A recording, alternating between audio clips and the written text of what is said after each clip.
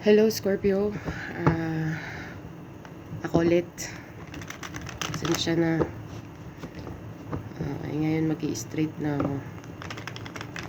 So, tingnan natin, Scorpio, kung anong meron sa'yo. Okay, anong meron sa'yo.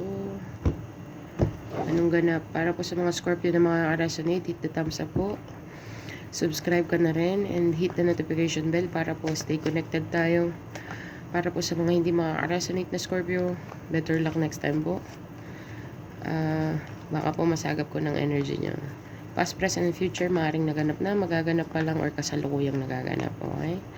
So, tignan natin. Bahala na po kayo kung saan kayo lalapag. 3 cards po ang aking ilalagay. Okay, so tignan po natin. 3 cards for my Scorpio, please. 3 cards for my Scorpio.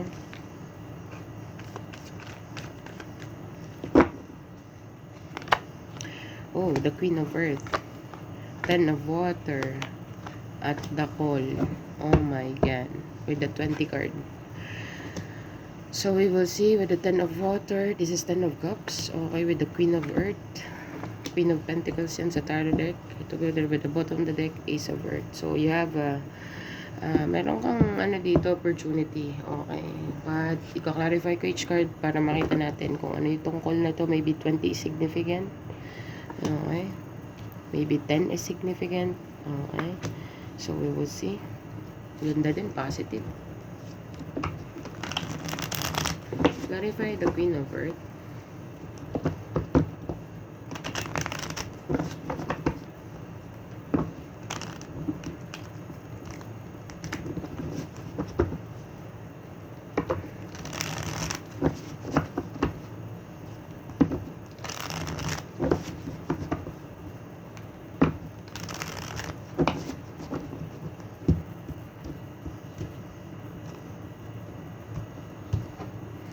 Clarify the Queen of Earth for my Scorpio, please.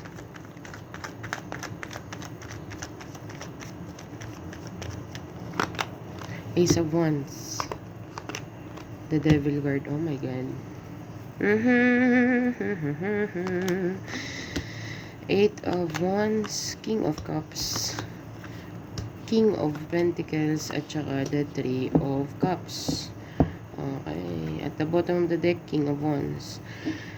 So, there is a group of people here. Actually, there is a 3 person. 1, 2, and 3. Actually, pang-apat yung Queen of Pentacles. So, Scorpio, hindi ko alam kung sino mga tropa mo. Kasi meron tayong celebration card dito.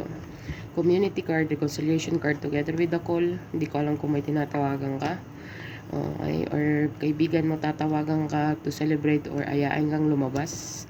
May celebration ako nakikita dito. Okay. But, we'll get to that. Unahin muna natin yung Queen of Earth, Ace of Wands at the Devil card. Okay. Someone is obsessed here, Scorpio, or maybe you are obsessed. Maybe both of you are obsessed into the situation. I think with the Ace of Wands. Ace of Wands is a very passionate, I can say, craving each other. But with the Ace of Wands and the Devil card, this is over-indulging, over-sexual. Okay.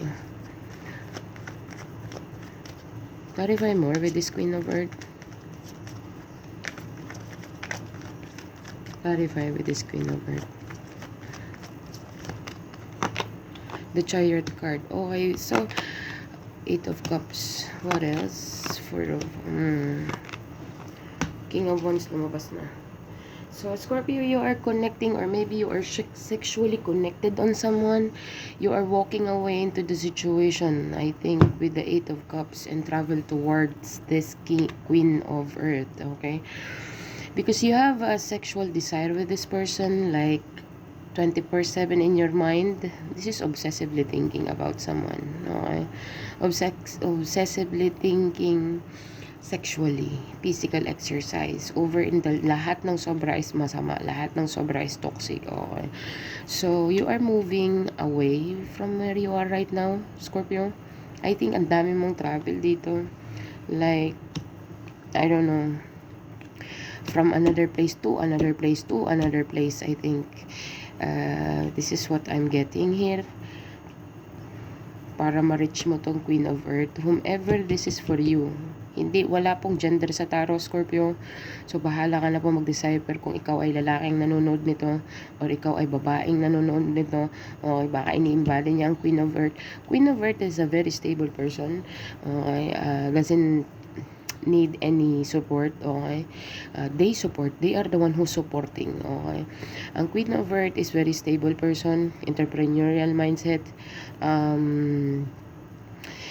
But with the devil underneath, there is something with this Queen of Earth that is like overindulging, over. Everything is over with the Queen of Earth. Sometimes this person is not in control, but the thing is with the Ace of Wands, I don't know, Scorpio, if you are going to travel towards someone with the Ace of Earth here and the Chariot and the Eight of Cups. Definitely there is a sexual. This is very sexual already. I can feel it now. King of Wands, Ace of Wands, Devil Guard. You are going to move towards this Queen of Earth. Okay. Or maybe someone comes towards you, is very obsessively thinking about sexual, physical exercise here. Okay. Tell me more. This person is like thinking, iniisip niya nga agad yung ma-encounter ka. Scorpio, grabe man siguro ang libog mo, Brad. It's all about sexual here. Okay. What is with the Temperance card and what the Emperor card? Dang. Scorpio. Okay, kung ikaw, babae ka man o lalaki, you are in control. Okay, you are in control into the situation. Depende sa'yo. Okay, ang galawan dito. Okay. Itong Queen of Earth dito, kung sino man to para sa'yo, babae ka man o lalaki na nanonood, Scorpio, kung sino man tong Queen of Earth, standby lang yan siya. Pero wag mo din yan gagalawin kasi addict din yan. Kasi underneath ng Queen of Earth, merong Devil card at saka Ace of Wands. But you are in control with the Temperance card and the Emperor card. Together with the King of Wands. Are you kidding me?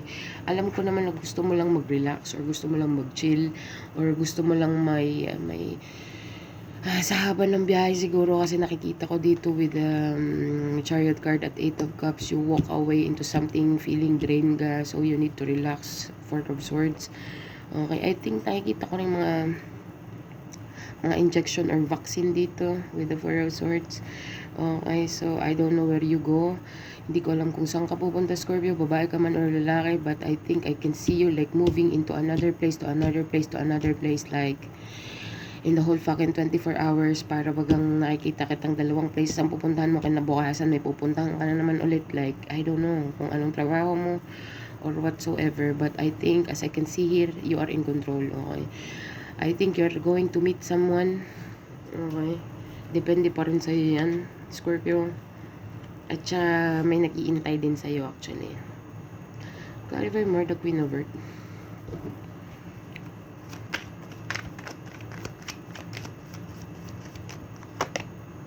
Three of Pentacles, kaya nga naghihintay din siya. Okay, so with the Three of Pentacles to the Three of Cups, this is definitely a reconciliation, partnership, team building, teamwork, collaboration. Okay, so may naghihintay din sa'yo, Scorpio, I should say. May naghihintay din sa'yo, pero sa nakikita ko, you're in control. Okay, gusto mong mag-relax, gusto mong mag-chill after the travel, yun ang nakikita ko dito. But grabe naman to, with the Ace of Wands tsaka the Devil card. Grabe naman yan siya. Kay, ang libog talagang SPG po. Okay, pasintabi po sa mga 18 pababa. Okay, so yun ang nakikita ko dito, Scorpio. You want to relax, you want to chill. Okay, ang dami mong friends dito na magko-communicate sa'yo, na gusto kong ayain palabas, like back to back, after 1 hour, after 2 hour, sa kabilang party ka na naman, after 2 hour, after 3 hours, sa kabilang party ka na naman, like what in the world. Okay, hindi ko alam kung saan ka galing. But with the Ten of Cups, Eight of Wands, and the Six of Wands together with the King of Cups. Wow. Hindi ko alam kung saan mo kukunin tong Ten of Cups. You are willing to start something new with the Ten of Cups. Ten of Cups is emotional fulfillment. Ten of Cups is your happy life, happy wife, happy husband, happy partner, happy friends. Lahat with the Ten of Cups, you are emotionally fulfilled. Okay, contentment. Okay, but with the Eight of Wands here, it's all about communication, communicating how you feel into the situation. Okay, but with the, I think you are going to be in the public or something.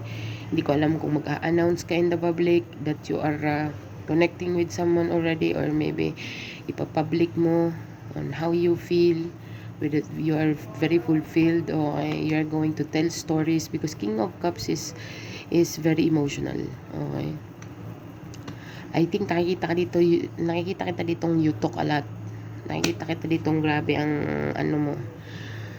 Ang dami mong dalang storya with the Eight of Wands. Eight of Wands is all about communication and taking action. Tapos i-compare mo yung King of Cups. Isasabi mo lahat ng emotion mo. Like, I don't know if it's going to be public or with someone, I think. I don't know. But you have the victory card here. Public eye card. So I think you're going to be successful on something specifically. Tell me more. Nine of Swords. Okay. Nine of Swords and the Queen of Wands. I don't know if you're going to communicate your success into one person, or maybe you are, parang feeling ko magko-communicate ka na nai-stress ka kasi hindi mo alam. Parang yung excited ka na natatakot ka. Alam mo ba yung feeling na yun? Excited ka to do on something because alam mo na sa sarili mo na magiging positive ang resulta, pero nagkakaroon ka ng anxiety sa sobrang saya, or sana naman nagigits mo yung anxiety na sobrang saya mo. Hindi, parang feeling ko makakatulog ka naman kung masaya ka. But meron talagang something dito na very positive na mangyayari na magte-take place sa buhay mo, na together with the Queen of Wands. Okay? Pero with the Nine of Swords, hindi mo alam kung, tell me more.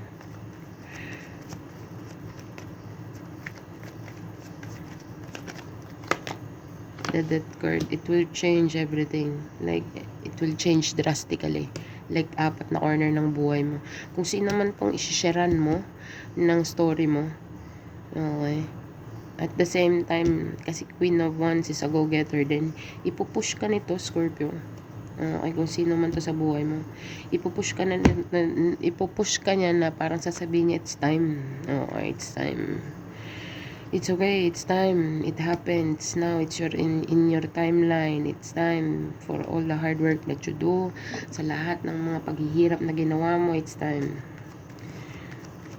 Okay, so yeah. And success ang nakikita ko dito, pero nag-overthink siya. Okay. Tapos marami siyang ikikwento sa mga kaibigan in the public or specific with the Queen of Wands. At saka advisean siya nitong taong to regarding sa emotion na nafe-feel niya, sa mga ma-achieve niya or sa mga na-achieve niya. Okay. Tapos ang sasabihin ng Queen of Wands dito, go. It's time to change. Okay. Try new things. Yun ang nakikita ko dito sa second row. With the third row here, call card. At saka King of Pentacles with the Three of Cups. Someone, Scorpio, hindi ko alam kung sino mga tropa mo. Pero I think, uulanin ka. Diyos ko Lord, ang iba magdadrama pa. Okay. Five of Swords and the Queen of Swords. Okay. I think mamimili ka dito with the call card. Okay. Kaliwat kanan ang tatawag sa'yo dito. I think pipili ka lang kung sinong jajamingan mo with the Three of Cups. Okay, so pipili ka lang, Brad, kung sinong gusto mong makajaming. Yun lang nakikita ko dito. Okay, parang iwas ka muna sa mga dramatic person or sa mga walang kwenta or nonsense or yung mga, hindi ko naman sinabi na grabe naman. Nasabi ko nga, pero alam mo yun. Meron ako nakitang time purse ka muna. Mga pili lang ang mga taong papapasukin mo dito. Okay. Mga pili lang ang mga taong i-jamming mo dito, Scorpio. Yun ang nakikita ko. Okay. Tell me more. 8 of Pentacles. Marami kang makikilala dito with the 2 of Pentacles. 8 of Pentacles to the 2 of Pentacles. I think you are going to I think wrong timing na eh. Tatawagan ka nito, oras ng trabaho. Tapos parang sasabihin mo, I will try. Titingnan ko kung ano, kasi may gagawin pa ako eh. Okay, but I think you're going to, I think kakagatin mo din kasi nagja-juggle ka nga. Ibig sabihin, sabi ko nga kanina eh.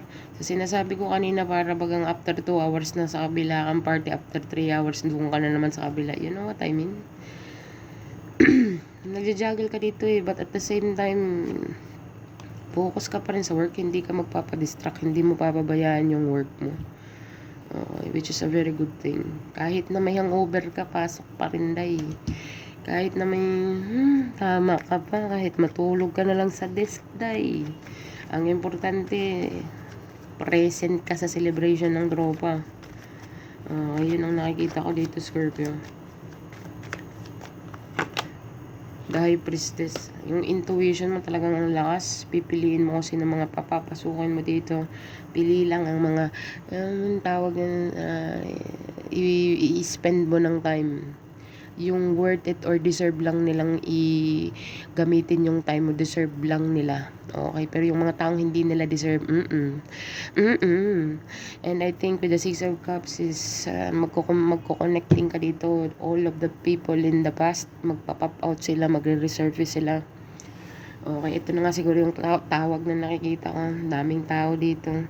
Ace of Earth, you have a new opportunity here. Abundance, prosperity, offer together with the Ace of Air. Oh God, with the Emperor card, like hell no. Hell no, hindi ko nabubuksan ba? Hindi ko alam kung ayoko. Ace of Air to the Ace of Earth. Like, utakan to pre. Okay, with the Emperor card, I think you expert ka na kasi Emperor is marami siyang experience. Okay. Hindi ko alam kung ano ang strategy mo, but I think you expert ka na sa field na yan. Kaya mo siyang gawin ng nakapikit ang mata. Okay, so easy sa'yo ang pera. Okay, ang daming offers ay dito, promotion. Yun ang nakikita ko with the Ace of Earth. Ace of Air, alas ng utak mo, Brad. Yun ang nakikita ko. Give me an advice, please. Emperor card, boss energy. Okay. So, what do you need to release? Kailangan mong may release ka. A new romantic cycle begins. Ano nangyayari? Your commitment is being tested. Okay, so Scorpio, hindi ko alam kung saan ka maglalagay dyan, pero meron ka ditong simula when it regards to romantic love life or romantic something. Okay, but you need to release something and adjustment is required. Ang laking adjustment na pagbabago ang dapat mong gawin. Okay, Scorpio. So, yeah. You need to release something in order for you to take place para makuha mo tong mga energy na to. Emotional fulfillment, celebration, work, promotion. Okay. 3 cards, 2, 1. Meron kang Jack, person na nag-pass away. Mga middle age, 40s, maybe something like that. Hindi ko alam kung brother mo, friend mo, na nagsakabilang buhay na. Okay, so, yeah, with the Jack again. 2 people. 211. Google mo yan siya, Scorpio. Tingnan mo kung baka makaresonate sa sitwasyon mo. So, yeah. Sa mga makaresonate po na Scorpio, hit the thumbs up, hit the like button, and subscribe, and hit the notification bell para po stay connected tayo, para po sa hindi makaka-resonate na Scorpio. Better luck next time po. Baka po masagap ko ng energy nyo, so bahala na po kayo kung saan kayo lalapag dyan. So, thank you for being here, Scorpio. Thank you for watching, and bye for now.